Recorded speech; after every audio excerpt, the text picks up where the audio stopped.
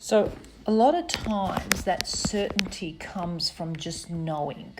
And where does this knowing comes from? It comes from this knowing about yourself as a person on the inside. So when you want to speak confidently, if you have that self-sabotager on the inside, the inner critic constantly pulling you down and saying, are you sure? Are you sure? How do you know you're good enough? Or how do you know that's right? If you've got this internal voice going on all the time and you're not dealing with it, it does sabotage that credibility and that outer confidence that you need when you're communicating with people, because it's like a muscle memory, right? And so what happens, you've got that constant voice on the inside pulling away your confidence, taking away that certainty on the inside. You go to speak on the outside and you've got that same energy or muscle memory trying to sabotage even sometimes the things that you know,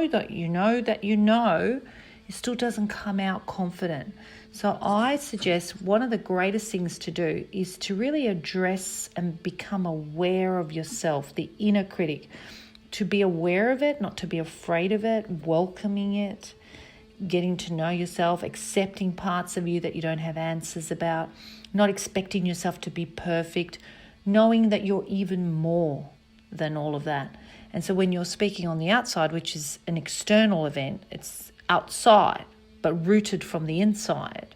When you're speaking outside, you're okay because you didn't ignore the inner voice, and that you've at least addressed it and you're not burying it, you're not pretending it doesn't exist. So that is the beginning for me of that outer confidence and that kind of authority or the presence you need that gives you that boldness that often is lacking, and you feel that you're not being heard simply because of the way it comes across.